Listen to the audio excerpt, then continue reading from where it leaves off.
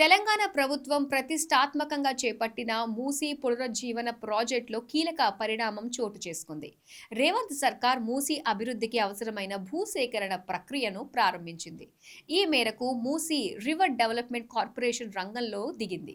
మూసీ ప్రక్షాళనలో భాగంగా phase A1 Himayat Sagar నుంచి గాంధీ సరోవర్ వరకు 9.2 కిలోమీటర్లు, ఫేజ్ A2 ఉస్మాన్ సాగర్ నుండి గాంధీ సరోవర్ వరకు 11.8 కిలోమీటర్ల మేర భూసేకరణ చేయనుంది. హైదరాబాద్ పరిధిలోని గోల్కొండ మండలం, రంగారెడ్డి జిల్లా గడ్డిపేట మండలం పరిధిలో భూముల సేకరణ కోసం ప్రభుత్వం నోటిఫికేషన్ జారీ చేసింది.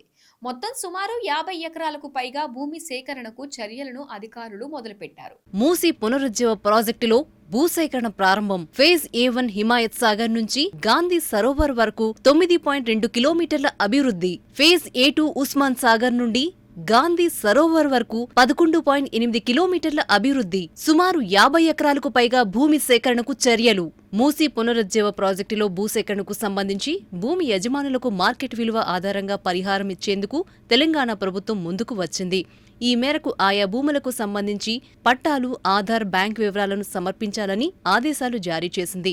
నిర్ణీత సమయంలో అభ్యంతరాలు ఉంటే తెలియజేయాలని అధికారులు స్పష్టం చేశారు. భూసేకరణకు సంబంధించి సర్వే నెంబర్లు, గ్రామాల వారీగా పూర్తి జాబితా ప్రకటించారు.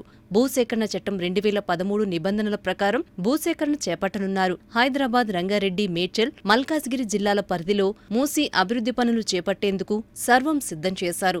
గండిపేట నుంచి గౌరెల్లి వరకు 55 కిలోమీటర్ల పరిధిలోని 14 మండలాలు, 46 గ్రామాల్లో దశలవారీగా మూసీ అభివృద్ధి పనులు చేపట్టనున్నారు.